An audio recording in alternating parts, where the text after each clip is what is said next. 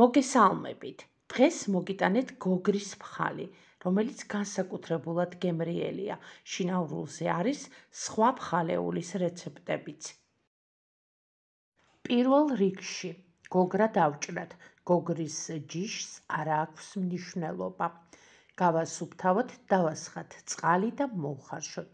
თუმცა ფხალისთვის შეგიძლიათ გოგრა შეწვათ ღუმელში. ასეც ძალიან გემრიელია.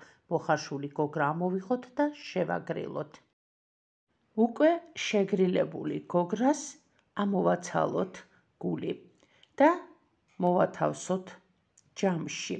შემდეგ დავსრისოთ სასრესით და ჩვენი გოგრაც მზად არის ფხალისთვის. შემდეგ დავამატოთ წვრილად დაჭრილი ხახვი და 2 თავი ნიორი. აქვე დავამატოთ გატარებული ნიკოსი, შეგიძლიათ გამოიყენოთ თხილიც.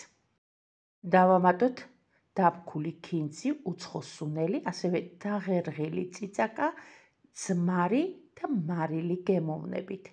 დავამატოთ მწვანილიც, დაჭრილი ოხრაღუში და ბლომად ქინძი და კარგად ავურიოთ. როცა ყველა ინგრედიენტი კარგად აირევა, ჩვენი გოგრის ფხალიც მზად არის. გოგრის ფხალი განსაკუთრებულად უხდება ჭადს. ამჯერად ჭადის ტარტალეტკები ამოვავსე გოგრის ფხალით და ასე გავიტანე სუფრაზე. აუცილებლად მოამზადეთ და დააგემოვნეთ. დღეს ამით გემშვიდობებით. არ დაგავიწყდეთ, გამოიწერეთ შინაურული, რომ ნახოთ ყველა მარტივი რეცეპტი. მადლობა, რომ გიყურეთ. მომავალ მარტივ რეცეპტამდე.